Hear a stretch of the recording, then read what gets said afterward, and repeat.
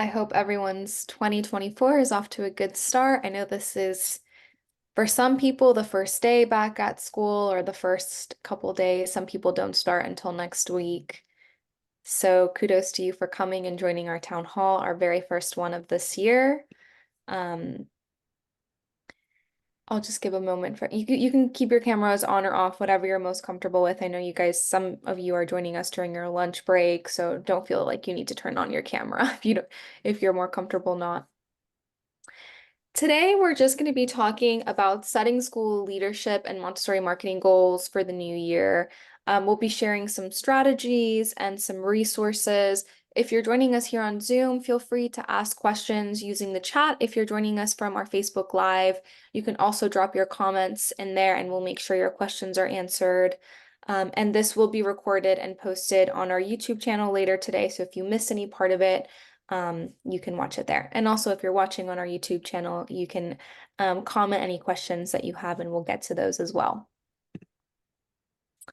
So we're looking forward to another year of Montessori Leadership Town Halls. We'll be hosting these town halls every Thursday throughout the school year as just a safe space for Montessori school leaders to come together and discuss various school leadership topics. We're here to support you, and these town halls are also planned around your needs. So if there's ever one that you would like to see in the future, feel free to email me. I'll drop my email at the end of this session so that I can plan accordingly and bring up a topic that you'd like to see in the future. So a brief overview of what we're going to be talking today. We'll be talking about setting school leadership goals for 2024, cultivating collaborative leadership, school culture and staffing. I know that staffing is, or at least was, a huge challenge last year, and I don't think a lot of that might necessarily change this year. So I'd like to talk a little bit about some staffing strategies for both recruiting and retaining staff in 2024. Having an involved parent community, which is important in the Montessori space, and educating and nurturing families. And finally, I'll be sharing a little Montessori marketing checklist and some resources that are available for those of you who are a Montessori Thrive member and who aren't as well, because we have several community spaces that are free to join, such as our Facebook group and things like that for Montessori school leaders. Welcome for everyone who just joined. For our first Montessori Town Hall, I see some new people joining into the meeting, so welcome. All right. So really at the core of today's meeting, I just wanted it to be about setting goals for the 2024 year. Usually at the beginning of the year, everyone does their own personal resolutions, and I think it's nice to come together and discuss a couple of resolutions as Montessori school leaders and administrators. I think it's important to have a clear set of goals when it comes to school leadership, so that we can all work together to cultivate and foster a positive school environment and culture, and ultimately grow our schools, because we want to be able to reach the right families, nurture healthy communities, and have staff that are happy to work at our schools. A great place to start is to conduct a self-assessment. You can do this on your own time, and really explore what your strengths and opportunities are for this coming year. So we'll discuss how you can do that. So I just wanted to break down a sample school leadership self-assessment that you can utilize. And it's a 10-step assessment, and you can do this in your own time. Again, this recording will be up on YouTube, so if you want to revisit these, you can do so later if you want to do the self-assessment yourself. But number one is to reflect on core values and Montessori philosophy. I think we do this regularly as Montessori school leaders. We're always thinking about Montessori principles and the philosophy, and it should really align with what we do as leaders. A lot of what we do day to day, we think about Montessori philosophy and how we can bring that into our leadership. So take some time to think about how you can bring those Montessori principles into your leadership, what you already do to do that, and what you can be doing. Number two is to assess your current leadership style. You can do this by, doing a self-assessment, and also by seeking feedback from your peers and staff, stakeholders. Maybe reach out to your board as well to identify current leadership strengths and areas for improvement. This can really serve as a foundation for setting meaningful and relevant goals as to what you can be doing better or what you're doing really well and you can continue doing well at. Number three is to prioritize areas of focus. This is probably the part that is really going to allow us to see what we need to be focusing on this particular year. Every year brings different challenges. So you can identify key areas of leadership that require a little bit of attention. I know for some school leaders, it might be running team meetings. For others, it might be, the recruiting and hiring process. For others, it's how can we get parents more involved in our community so you can kind of sit down with yourself and prioritize what areas are the most important and most needed right now. And it's good to kind of make a list of prioritizing that. Number four is to create specific and measurable goals. Goals should be measurable so that you can actually see if you're able to achieve them, if you're taking the right steps, and they should be really clear as to what you want to accomplish. For example, instead of making a broad goal like improve communication with families, specify what you can do to improve communication, such as a monthly newsletter, or do you want to be more involved in social media so that you can reach parents where they are? Are you going to be using a new application in order to send text reminders to parents? So when you can get really specific with your goal setting for this year, it makes those things more achievable and you can almost take things off a list. So that will actually help you identify your goals and reach them. You also want to be able to align your goals with your school mission and vision. This also ties in with thinking about the Montessori philosophy when it comes to goal setting and how you can implement that into your leadership. Um, it's always good to just revisit your school mission over and over again because that's what you represent as a community and what you should represent as a leader as well. Goals should really contribute to the realization of the school's long-term objectives and mission. Another thing is to set realistic time frames. I think oftentimes we have so much on our table, we have to give ourselves grace and find some things that are actually achievable in the short term and what things are going to take maybe 1 year or 5 years for us to accomplish. Um, and you can create an achievable and balanced plan. When you break things down, it becomes a lot less daunting. For instance, perhaps you want to start a school blog, and that's something that you want to do to help educate families and to help market your school, but you're really overwhelmed and you don't have somebody to help you with the blogs at this moment. What you can start doing is saying, I'm going to write one blog a month. Eventually, I'd like to get to the point where I'm writing weekly blogs, but I think for this year, I have so much on my plate that doing one blog a month is realistic and enough for me to accomplish this goal that I want. So, be realistic in your goal setting and your time frames that you're giving yourself as well, and that will make those goals more achievable for this year. Number seven is to involve the leadership team. Collaborate with other administrators or your office team and other head teachers to gather insights and perspectives, especially if you're an administrator only and you're not in the classroom. It's always great to hear, what are your teachers experiencing at this time? What are their current struggles with parents? Every new generation of parents is going to bring new challenges. And that way you can work together to, realize your vision and mission as a school and achieve these goals that you guys have worked together to identify and set for yourself.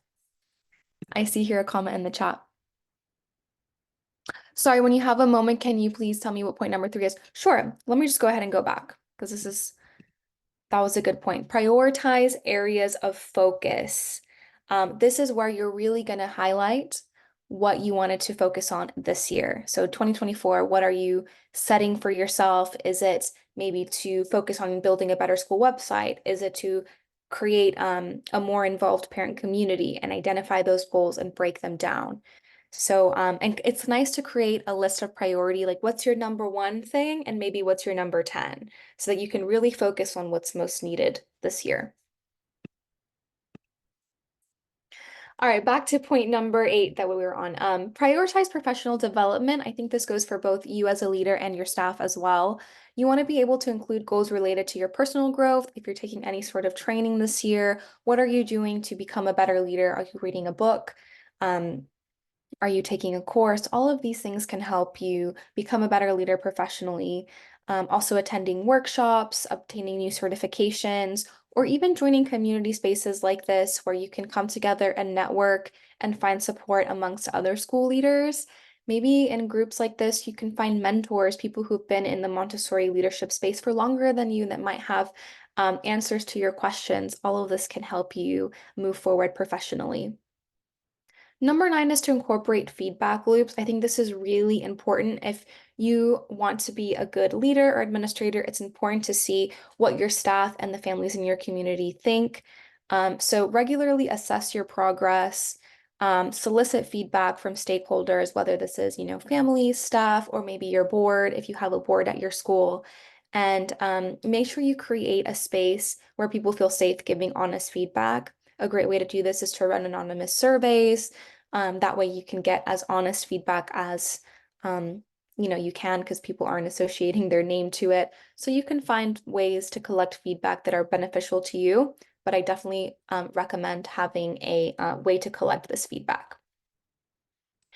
And number 10 is to promote inclusivity and collaboration. And I think this is really what makes or breaks a good leader is the ability to see what are the strengths in every one of your team members. Everyone has a different skill set, and when you're able to showcase that person's skills, it really makes them feel more valued in your community, and it makes you a better leader because everyone is, bringing those skills forward to make a better community.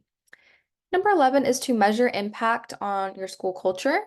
Consider the impact of leadership goals on your overall school culture. This again ties back to your mission and vision as a school leader. Effective leadership should contribute to a positive and inclusive environment where the Montessori philosophy thrives at the core of everything. That's what we're aiming to do. And finally, just to celebrate achievements and learn from challenges. We really need to take the time to see how far we've come as leaders, everything we've been able to accomplish, whether you've been a leader for a year or 20 years. It's important to take time to acknowledge and celebrate all of the achievements and the goals that are met. Perhaps, tell yourself that if a certain goal is achieved, you'll celebrate with your team by doing something special. And this really encourages an environment for growth and learning. So I recommend doing these things. So yes, you can, give yourself a good school leadership self-assessment at the beginning of every year. Maybe you can also do this at the beginning of the academic year. But I think this first week of 2024 is a great time because it's usually the time we're setting resolutions for ourselves. Any questions on self-assessments? Is this something that you do just to see where you can grow as a school leader?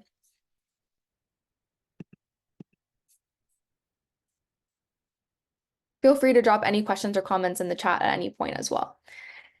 Um, all right, another thing moving forward into this new year is cultivating a collaborative leadership environment. And this really comes down to promoting open communication at your school with your staff. We're going to talk about this later as well in the meeting when I talk about staff retention and recruiting staff, because this is an important element.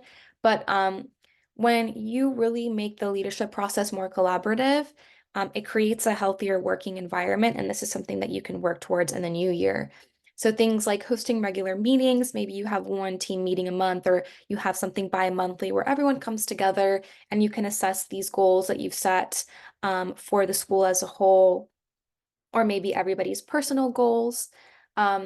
Encourage sharing in your community. And also just it's great to have an open door policy so you can invite members of staff to come in during office hours and ask questions, share their concerns, and cultivating a safe space for them to come and share when they need help, because that's really important. Oftentimes, people get to the point where they're drowning before they ask for help. We want to be sure that we're offering an open door for people to not even get to that point where they can feel comfortable asking for help or sharing ideas as soon as they need to.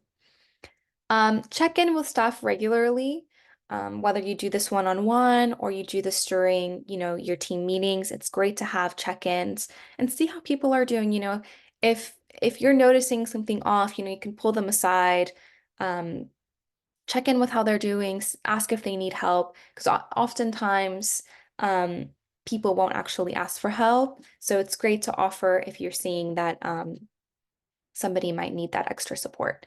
And involve staff and parents in decision making when appropriate, of course. But I think this is important to creating an environment where everybody feels seen and heard. So this is something that you can implement in your 2024 resolutions. I think a beautiful thing to set yourself as a goal is to encourage team building activities. And these things don't necessarily have to tie into professional development. They can just tie into getting to know each other and creating a stronger and more bonded community. This can be things like staff meals, maybe once or twice a year, you can have a get together or at lunch or breakfast or a dinner where you invite your staff and you just get to know one another and chat and catch up. I think this helps build a healthier environment. You can also work together on community service projects or volunteer work.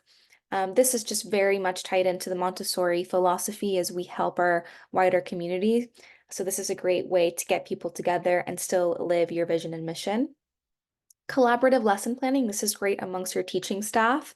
Obviously, every teacher is going to have slightly different things in their classroom, but it's nice when people can come together, exchange materials when appropriate, and work together to see, how they can help one another so that you really build a more connected community. Again, when your staff are working together, they're more likely to feel safe at your school, feel welcome, and these are people who are going to be thriving, living your mission, and less likely to want to leave that workspace, and they're going to help you reach all the goals that you set for yourself. Another great thing is guided meditation sessions. I think this might be nice to do maybe a handful of times a year where you can come together. Um, you can, do a self-guided meditation, or you can invite someone to your school, or maybe invite people to a studio to do this. I think this also ties in um, a little bit with Montessori philosophy and that it's something you can do together to find, calm and mindfulness. Another thing is nature walks. This is something you can do, especially if you live in a nice area. Maybe not in January if you live in a very cold area, but you can set, maybe one nature walk a year or something like that and invite your staff. But creating a space for connection can really help you create a wonderful working environment. And feel free to share anything else that you do in the chat to cultivate um, a nice environment and just encourage this team building. Another way you can do this is to, of course, provide professional development. So it's great to have a strong team, but also it's great to support individuals in their career aspirations. So if you offer things like training sessions or workshops, that's great. Another thing you can do at your school is set up mentorship programs. So you're going to have teachers that have much more experience than others, and you can pair them together so that the lesser experienced teachers can go to the more experienced teachers and ask questions. Again, this works very much like our Montessori classrooms where we have mixed age groups and you see the younger students asking the older students for help and the older students helping them. You can collaborate in your Montessori staff community the same way by building mentorship programs, and this can really help people progress professionally. Montessori conferences and events as well. If you attend AMI or AMS events together, this can be something that can help people grow professionally as well. Acknowledging and celebrating diversity is great in your team as well. Again, we mentioned this in the self-assessment, but taking time to acknowledge everybody's individual skills. And the longer you work with people, the more that you realize that they have so many unique talents to bring forward to your team. So maybe you have someone who's really great at arts and crafts and they can help create beautiful materials for your classroom. And this is a skill that you can, applaud them for and welcome them to bring into the classroom. So everybody brings something unique to your community. And it's great to give your team an opportunity to showcase their skills, even the skills that aren't necessarily relevant to Montessori, they can somehow be relevant to your community in the future. So just give people an opportunity to showcase that. And again, as I mentioned, the self-assessment, create a feedback culture. This is important for you to be able to give feedback to your staff and for them to give feedback to you so that you can constantly be in a state of growth and improvement in a way that's constructive. I think that's the key. You want to make sure that you're never, offering a critique when you could be offering helpful advice instead. So that's an important thing to remember. Um, School culture. What are your goals this year when it comes to school culture, when it comes to your staff, and when it comes to your parent community? I'll pause and let everyone just write a couple of goals about what they would like from their school culture this year.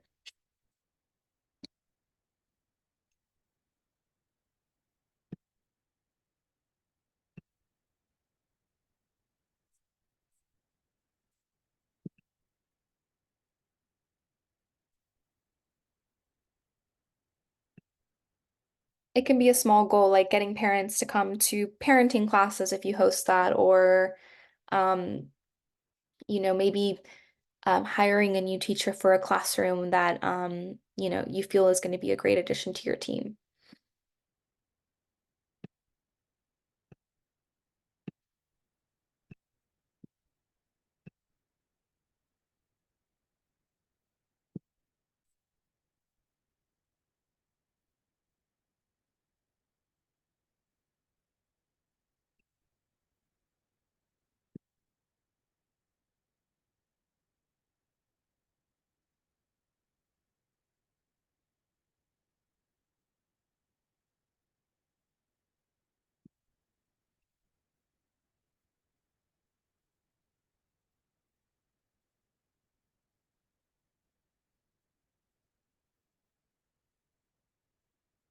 Aurora says, we're in the process of inviting current parents to be part of our guest teacher supply and teachers. That's great, especially for those schools. We talked about this at couple meetings back. We're talking about staffing. It's so great to have a list of alternates or subs. It really helps your teaching community. So that's a great goal to set for your school. Thank you, Aurora.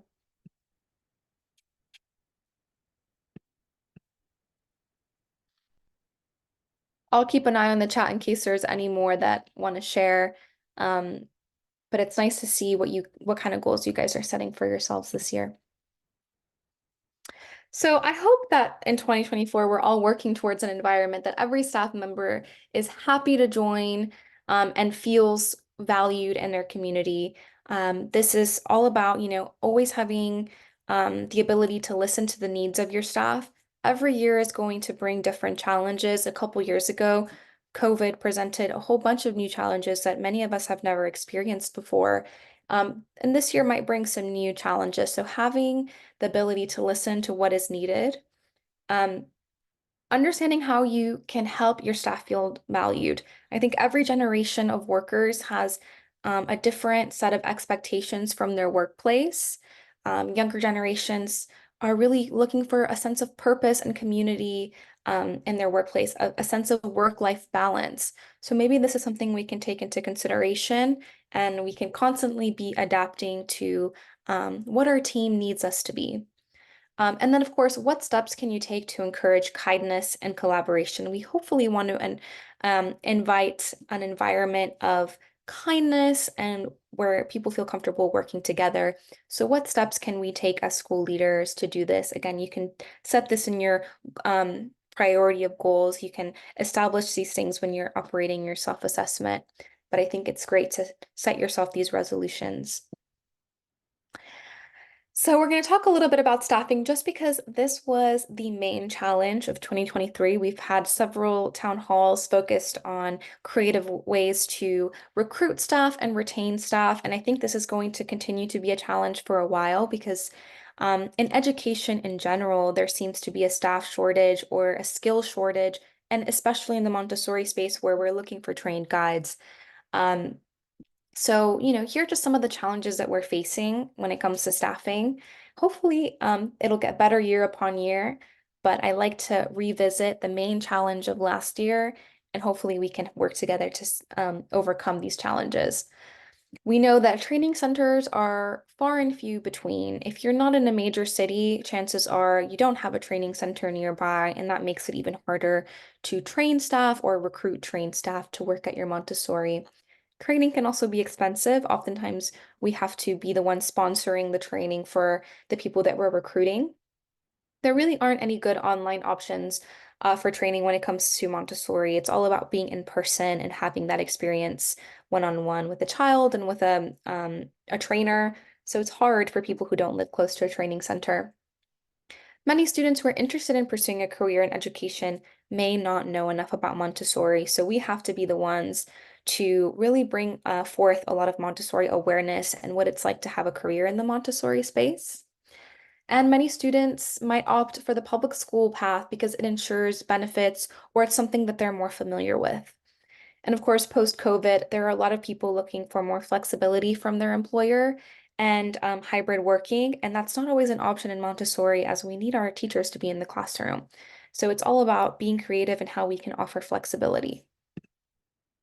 So what can we do? What are the solutions?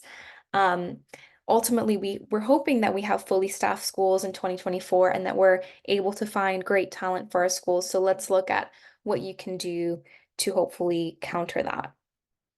I think number one is to constantly be doing research, ask for advice on Montessori community groups and forums. There's plenty on Facebook. You can join our Montessori Thrive Facebook group where you can ask questions. There's also a great group on Facebook called Montessori Administrators that I recommend joining. There, you're free to ask questions about anything regarding school leadership, including staffing and recruiting. So you can always ask for advice. There's always spaces for that. You can also check out our resource exchange. We have loads of staffing resources, including things like job description templates, a recruiting guide for the Montessori space, and much more. So if you need those physical resources, we have that as well. And really what it comes down to is leading with the benefits. So again, do your research and see how other people are advertising job openings in the Montessori space. But I think that in our past meetings throughout 2023, what we concluded is that it's all about being creative in your strategy and your approach to recruiting and hiring staff. So, what are the unique selling points of your school? What's special about working at your school? And you can ask your staff, what made you want to join our team? What was so special about our school? Maybe you're in a beautiful location. Maybe you're in a city that has a lot to offer. Maybe you're paying competitive wages. Um, so lead with those benefits, um, and that can be your angle for marketing your roles. What's unique about your community? What's unique about your programs? This might attract really special talent to your school. What benefits do you offer staff? Do you offer things like a 401k or health benefits? If you don't, you can offer alternative benefits as well. Maybe you do offer flexible working. Maybe your school has a 4-day week, or you have a week off a month. I know some schools are shifting around their calendar to see how they can help kind of give teachers a break and prevent burnout. You can, of course, we all have summers off, but things like this you can really utilize to attract talent. And of course, be seeing what people are valuing from their workplace. It changes with every generation. There's new priorities. And how would career progression look like with the role that you're advertising? How can this person, forward their career by taking on this role? Um, and of course, it's active recruiting. I think that in the past, you'd be able to maybe put a job description up, you'd be able to pay for a couple of ads, and you'd get leads. Nowadays, you have to actively be recruiting. So take your time on LinkedIn to message people who might have the skill set that you're looking for. You can search people that have AMI or AMS accreditations, but to actually be, chasing these people rather than just waiting for them to come back to you if you're really struggling with recruiting. Any questions when it comes to staffing? If this continues to be a challenge for your community, please let me know because we can always host future town halls on staffing, recruiting, and staff retention. Again, be creative in your job search. This is just revisiting what I mentioned. Recruit to train. So if you really can't find people with the right skill set, sponsor their training if that's something that's possible for your school. Utilize several platforms from LinkedIn to social media to advertise job openings. Reach out to training centers for support, especially if you live close to one.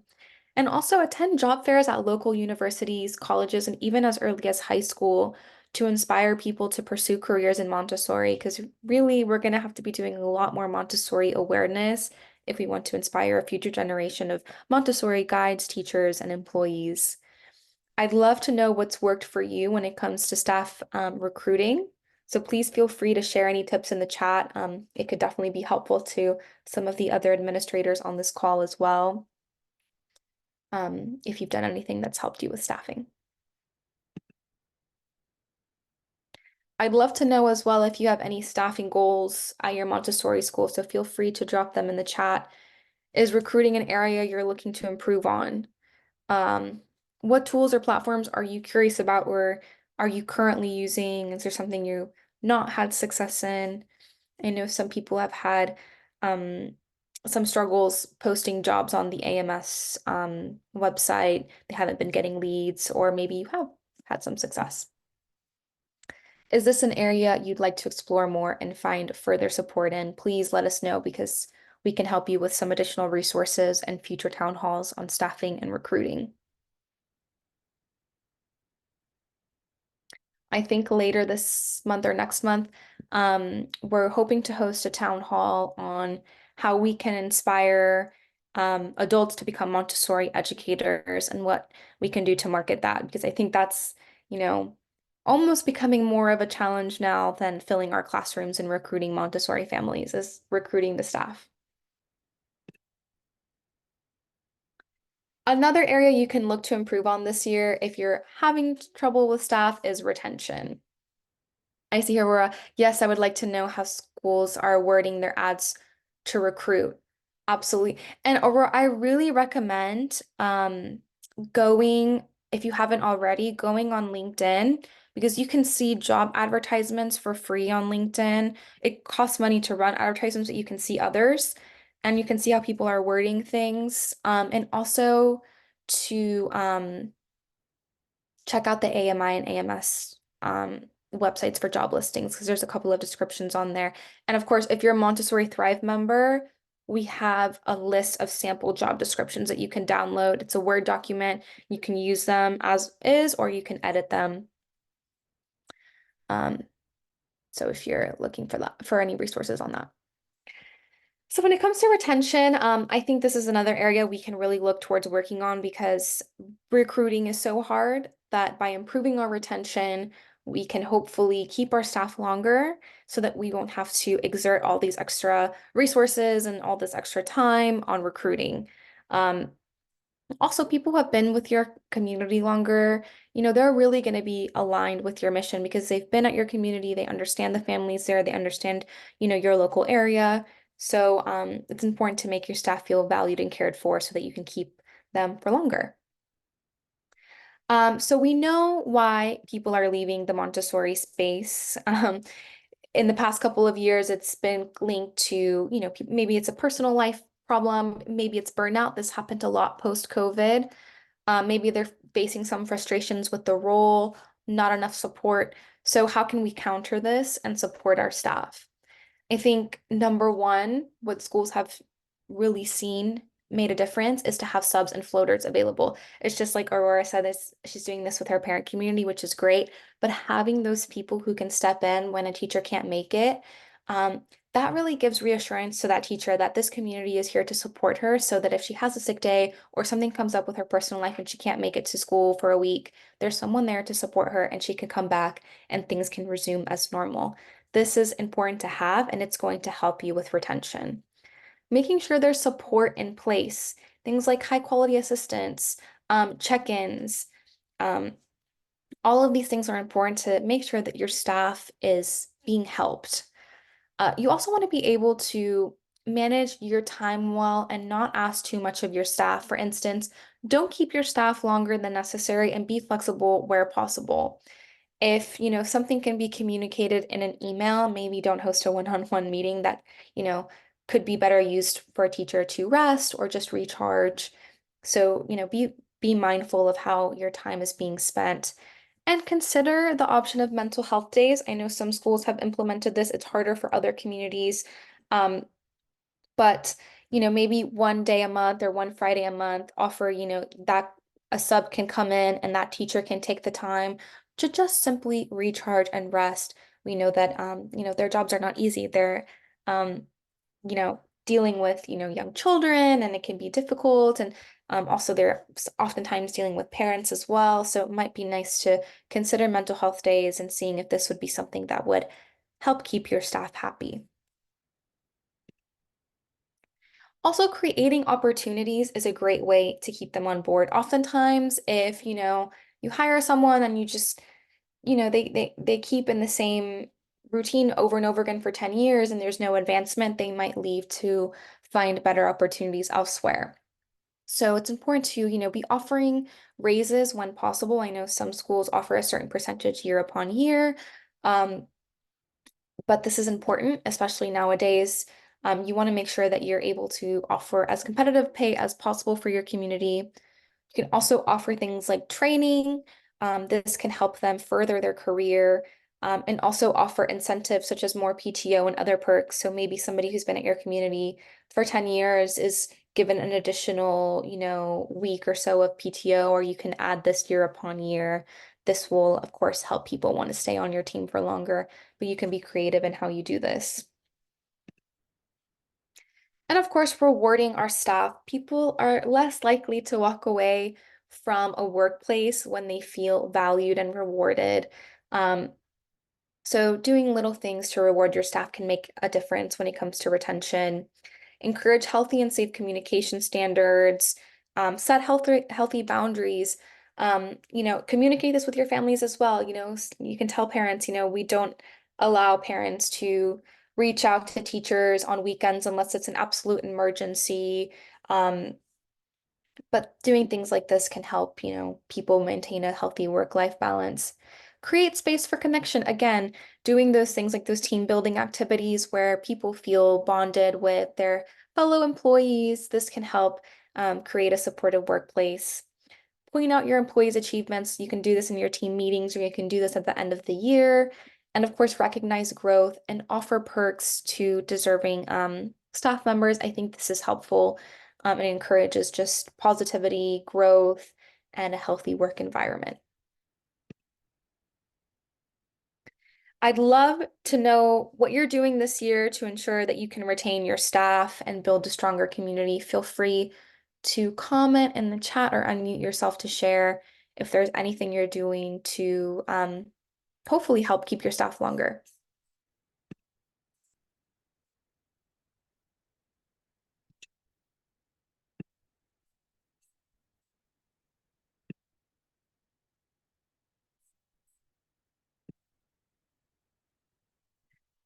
Another area for setting goals, I think, in the 2024 year is to improve parent involvement. I think having a more involved parent community means you have higher student retention rates, you have a stronger school community, and you have families that are really aligned with your mission, which is important. So let's explore some ways to do this in 2024.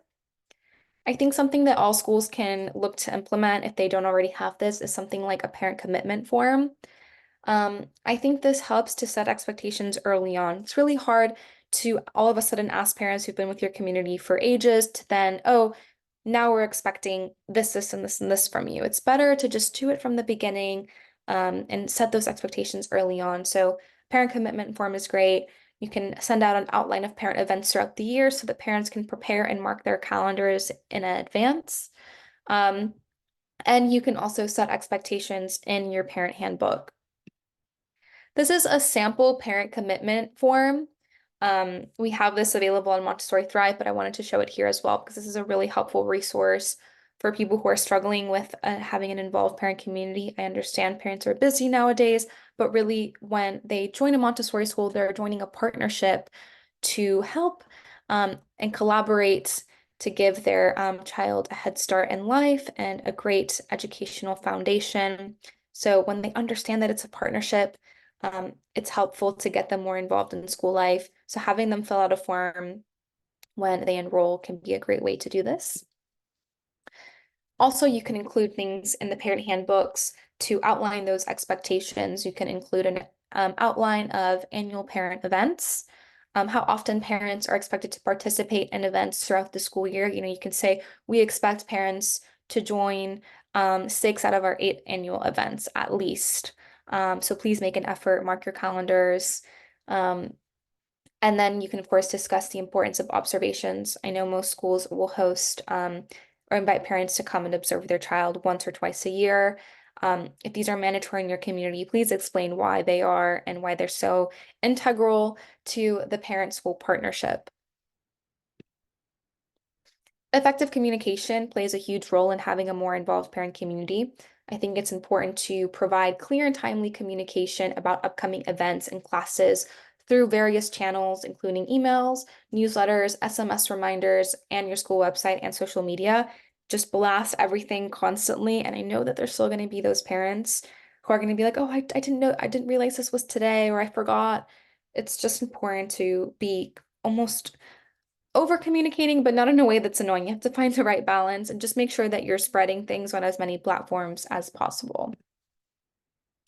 I see here in the chat, Aurora shared, we have added a similar thing on our wait pool application, on our contract, and we have outlined in our handbook. We also provide signups for volunteer opportunities. All of these are great for parent involvement. And I love adding it on early in the application process as well, because this really highlights, we want families that are committed to our mission. This isn't just a place where you can drop off your kid and then come pick them up. This is a collaborative experience for families and schools. Another thing you can do again is release an annual school calendar with all the events marked in advance. I think when parents can prepare, especially today's working parents, where oftentimes both mom and dad work, it's important to have, give them enough time to plan accordingly. Setting a minimum requirement for attendance and participation can really help, those parents feel a little bit more pressure to come. You can also email parents who don't come and say, oh, I noticed that you weren't at this parenting event. I just wanted to make sure that I sent over the resources just in case you wanted them. I understand we're busy, but, take note of the parents that, don't, and give them a gentle nudge. And of course, you can still utilize flyers and creative reminders so families don't forget. One of my favorite things that someone shared at one of our town hall meetings on parent involvement was that every time they host a parents' night or they're doing parenting classes, the night before the meeting, they'll wear a bright shirt at carpool just and pass out a flyer to remind parents, like, it's tonight, please come. Like, this is an important, parenting resource you don't want to miss out on. So just, get creative with it and have fun as well. Also, hosting parenting socials is great. Just create spaces for connectivity that aren't necessarily related to Montessori. I see Aurora sharing again. Thank you so much, Aurora, because you're really sharing a lot of great tips. She says here, we send out our next year school calendar in February with the contracts, and parents are charged if they're not coming to the 6 parenting nights. That's, and I'm sure that's what really gets parents on board. And also, you're offering this resource to them. You're putting a lot of work and effort into it. I'm sure it's not easy to put together parenting classes, and it pays off when parents actually come and they learn and they understand the value of Montessori. So I think that's a great strategy. She says, we offer free childcare, pizza, and staff is paid on those nights. And I think that's another great point, is to make these events accessible. So by offering that free childcare, parents don't have to hire a nanny. They can just bring their kids along with them, and their kids are going to be fed and ready for bed when they leave that parenting session. So that's another great strategy for encouraging that parent involvement. Thank you, Aurora. Um, so yeah, you can of course host the educational parenting nights, but also it's nice to maybe consider a couple of events that are just for socializing.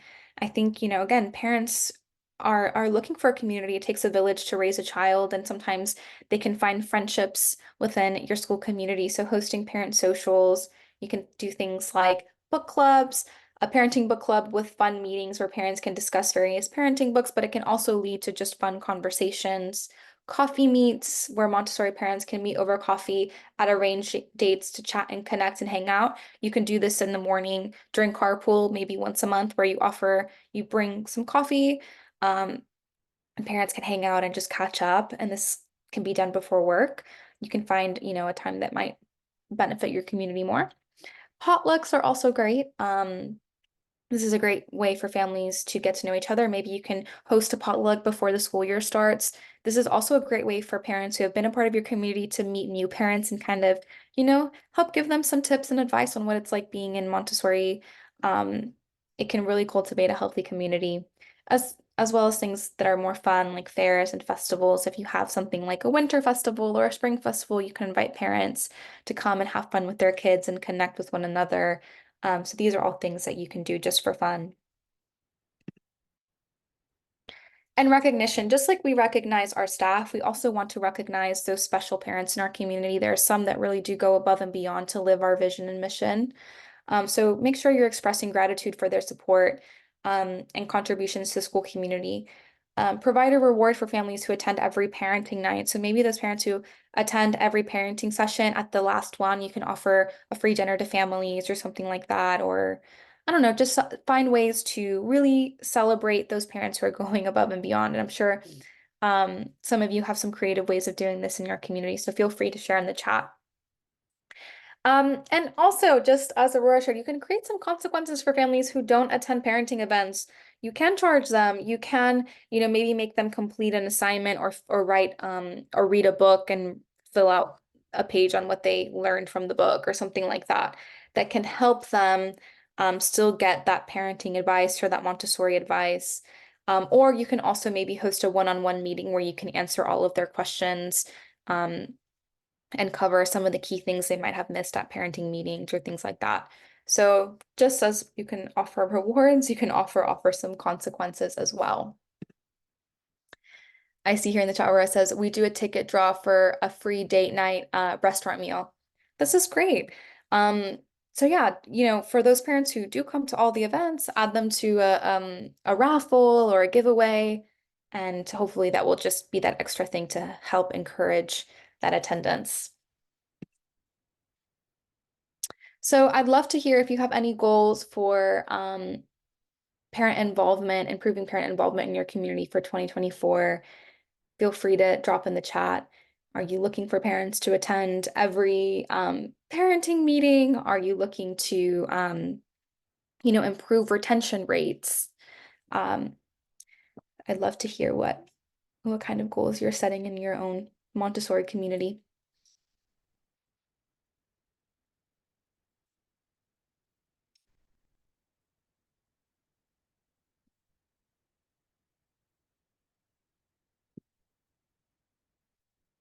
Again, having a more involved community, you also want to be educating and nurturing families. Every Montessori school should really have a couple of strategies in place to educate both current and prospective families on the benefits of Montessori. We have to do this a lot because families might be familiar with traditional schooling methods, but they might not be as familiarized with Montessori philosophy. So we have to be working constantly um, towards helping them understand the benefits and why they should be excited about their children being in Montessori and why they should want to continue their Montessori journey. So let's talk about how we can educate and nurture our parent community. Number one is to have good website content. I think this is particularly important for prospective families. We underestimate the power of a great website. This is your number one marketing tool in the Montessori space. So you want to be very purposeful with the content you're including in your Montessori website. Um, this is oftentimes the first thing that prospective parents will see of your school. So some things that you can do to level up your website is to include a What is Montessori page, include blogs and articles, include parenting resources. Things like lead generators and testimonials are great to include on your Montessori school website, but it's important to offer a variety of supporting information as to why Montessori is beneficial. And again, it's great to offer some history on Montessori, some testimonials, also offer some data and studies. Some people are very data driven. So offer a variety of supporting content for why Montessori is the right choice. Utilize social media. I think this is something that if you haven't taken the time to grow in previous years, dedicate 2024 to growing a little bit more of a social media presence. This is very much going to become, if it hasn't already, a part of our day-to-day lives. So it can be a great platform to share more about the benefits of Montessori. You can do posts about Montessori parenting, post success stories. Do you have a child who was an alumni who made it into Harvard or achieved their dream career? You can share a success story on your social media. Educate families on what goes on in the classroom. So, you can showcase a certain material and talk about why do we have the pink tower in our classrooms, or why do we have practical life exercises? Allow families to explore and see what Montessori is really about, and share educational videos and graphics on social media. This can be a great way to casually be educating both prospective and current families. Parent ed events, of course, this is something that most Montessori schools already do, but you can always look towards improving year upon year. Parent engagement will help you build a stronger community and can be a great way to get those parents involved and really understanding the Montessori philosophy and how they can implement it into their parenting. So planning events throughout the year that will educate families, thinking about, what will allow them to see the benefits of Montessori firsthand, coming up with ways to make these events accessible, as Aurora mentioned with the childcare, and offering, free dinner, offering maybe some online options or working after working hours for parents. This can be helpful as well. When it comes to parenting courses, you want to make sure that you're offering value to parents. So you're, of course, introducing them and educating them on Montessori philosophy, but what is going to be practical for them to use and apply to their day-to-day life and will help them understand the value of Montessori. So you should really focus on how Montessori can be brought into the home. You can provide parents with resources they can use, some practical, what if situations. If my child does this, what can I do? Answer questions, provide applicable practices, and make these events accessible. And you can always come up with fun and unique ways to get families involved. And you have to understand as well that not every parent will show up, but it's still worth putting some time and effort into creating parenting classes and parent events because it will help you with retention in the long run. Some additional resources that you can offer parents who are really interested in learning more, things like a book list. You can include this on your website. This is something that could take, as short as an hour to put together, and you can have it on your website for years upon years. And you can just, include a book list of great parenting books and Montessori books for parents to read to better understand Montessori. You can do a couple of short parenting videos, and you can include this directly on your website. You can either create a podcast or you can share Montessori podcasts. There's some great ones out there. You can write and publish a Montessori blog. You can reshare articles that you found that are related to Montessori. You can create a weekly or monthly newsletter, again, posting on social media and, providing some additional resources, such as a book list or things like that on your parent handbook directly so parents can access that. Finally, before we wrap up this town hall, I wanted to talk about some Montessori marketing goals for 2024. Growing enrollment is really such a big part of school leadership. It's something we have to think about. It may not be the most exciting thing about being a school leader, but we want to keep our classrooms full because when our classrooms are full, we have a thriving community. So let's talk about what you can do to improve your marketing strategy this year. Number one is to improve your school website. I also think building a social media presence, producing content. Again, we have to be constantly finding creative ways to educate families on the benefits of Montessori, and content can help us do this. Host in-person events. I think we're, gone are the days of COVID and we're back into wanting that connection. You can also host virtual events, but just that person-to-person connection is great. And running digital ads. I wanted to just share this is kind of a Montessori marketing checklist. So people who don't know where to start, this can kind of help you see what you're doing well and what you might be able to add or implement into your marketing strategy. When it comes to your website, you want to make sure that it's easy to navigate. It's SSL secure. It's fast loading speed. I think this is something that's really crucial. You don't want to have a website that takes too long to load. This can look unprofessional and it can actually deter parents. And you want to have a website that is mobile responsive. So does it look good on an iPhone or a smartphone? If it doesn't, again, you could be losing parents on that. When it comes to content, You want to make sure you're creating content on your website and on social platforms that's engaging, meaningful content about the Montessori method. When you're writing about your programs, you want to make sure the content is really informative and it's approachable to parents who don't know about Montessori. So be careful about how much Montessori specific vocabulary you're using. And if you are using Montessori specific vocabulary, that you're breaking it down and explaining it. As a parent, might not understand what practical life means. So breaking those things down and explaining it can help you recruit those new families. Content that tells parents about your school's history, mission, and staff is important because you want parents who can feel connected to you, who see your mission and say, that's something I can get behind and I feel that it resonates with me. And regular content updates as well. So make sure if you're publishing a blog, if your last blog was published in 2020, it's time to refresh it. It doesn't look great when, you start things and then you leave them unattended or you leave large gaps between your content being produced. You want to make sure it's regular, so set a schedule that's realistic for you. Engagement, you want to make sure that it's easy to access your content details. You should have a contact us page. And really, there should be multiple ways for parents to engage with your website. So your phone number, email, forms, have multiple forms on your website that parents can fill out with their information so that you can get back to them.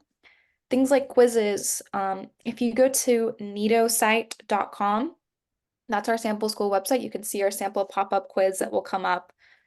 Those things are fun to keep parents engaged because you want to keep parents on your website for longer. So when they invest more time exploring your website, they're going to lean more towards scheduling a tour and reaching out for more information.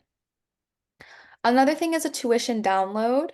This is a great strategy because you can always get your tuition. Oftentimes, this is the number one piece of information parents want is how much is it going to cost me? So by gating it, you can say, we're going to send you an automated tuition form with the breakdown of the cost for every program. Whenever you fill out this form with your name and email, and then you can follow up with them one-on-one and really highlight the benefits to them rather than them just seeing the price and then going, oh, no, this is a no, and we're going to keep looking. So we're really, trying to sell parents on our value. So that's another strategy you can take. Increasing admissions. Something that you should be looking towards if you're looking to increase admissions is lead generation. You can do this directly on your website. So using your tuition fee schedule as a lead magnet, as I just mentioned, gating that and making parents fill out a form before they receive your tuition information. Allowing people to schedule a tour online using Calendly or also just automated tour scheduling through a Montessori CRM. If you want to learn more about our CRM, you can check out the Nido Marketing website. We have a bunch of information, but automated tour scheduling is important. Parents should be able to schedule a tour with your school whenever. So creating less obstacles to do that is best. Offering a quiz along the lines of, is Montessori right for your child? Which is the quiz that I think we currently have on our Nido site. So if you want to check out that sample, just visit nidosite.com. A way to acquire traffic to your website. Of course, this is going to be the best way to hopefully grow our tours and our admissions. So you want to make sure you have great content, which can be found through search engines, specifically about your programs. So use words like, primary, toddler, program-specific vocabulary, and be posting regular blogs that answer questions that parents might be Googling. Google and Bing paid ads for bottom of the funnel parents. So if you're thinking about running Google ads, it can be a great way to grow your enrollment. Facebook and Instagram paid ads as well are great for top of the funnel parents. What we mean by this is people who are, it's very broad and bottom of the funnel is more focused. So Google is going to be a much more targeted ad to a very specific person who is more likely to make a conversion. Facebook and Instagram ads are often less expensive to run because they're a little bit broader, but there's still targeting involved. Of course, you can do some old school marketing. It always works as well. Things like billboard, local publications, directories. Again, we're mostly targeting people in our local area. We're not targeting people who live in a different country to come to our school. So those things can still be effective. live events and speeches in your area, offering free webinars as well and promoting them in local parenting groups, sending regular emails to your list. Um, I recommend doing this if you run email nurtures and campaigns. Regular Facebook and Instagram posts. I recommend utilizing social platforms. It's free to post on social media.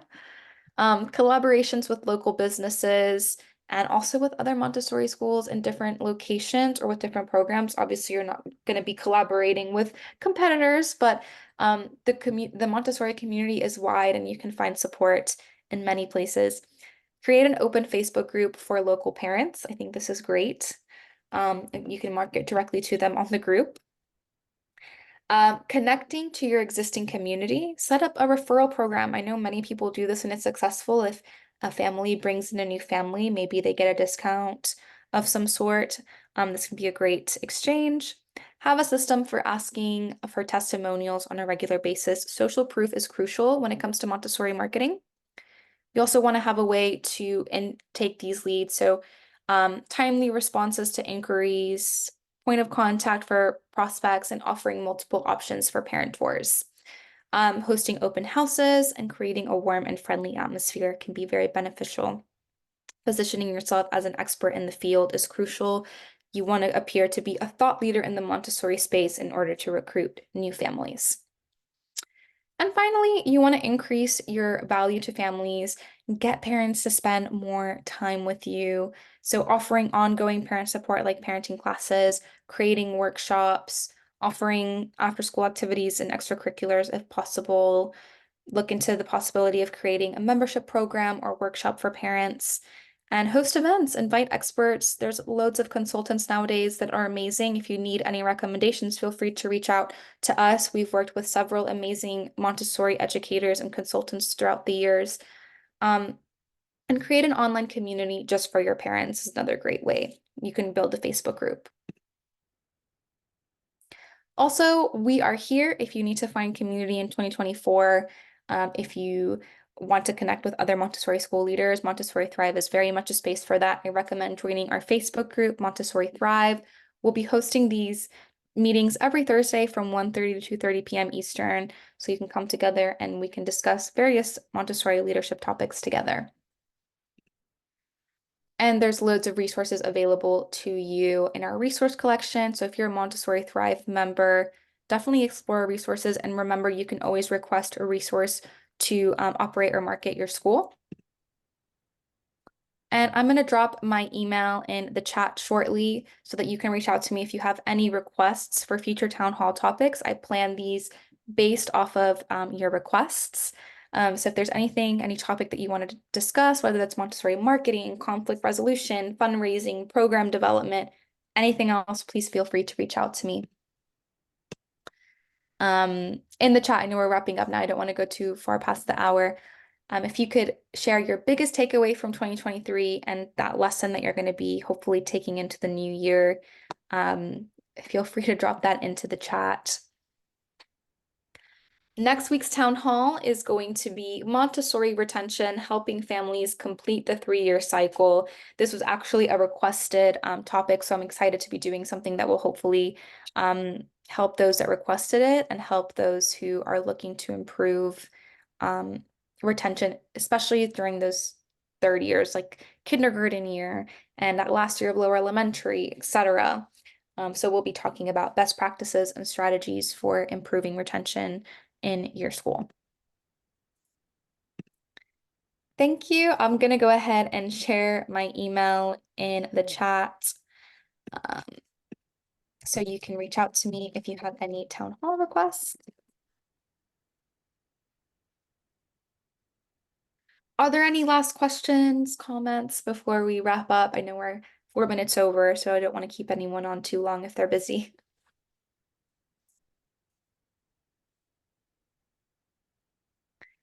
All right, we'll be posting this recording on YouTube, so you can find it there later on our YouTube channel. We hope to see you back next week for a discussion on retention. Until then, take care and thank you, Aurora. Thank you for sharing all of your ideas, tips, and solutions this meeting. All right, everyone, take care.